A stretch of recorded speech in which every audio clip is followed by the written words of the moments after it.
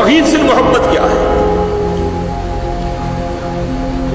اللہ سے محبت تمام محبتوں سے بالاتر ہو جائے.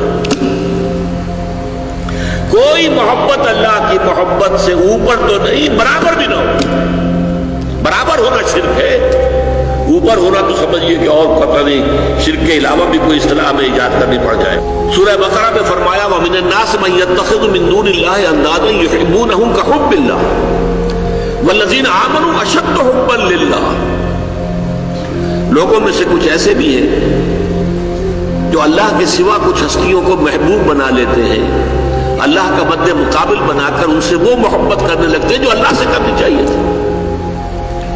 والذین آمنوا اشد حبا للہ، اور جو واقعتاً اہل ایمان ہیں وہ شدید ترین محبت کرتے ہیں اللہ کے ساتھ.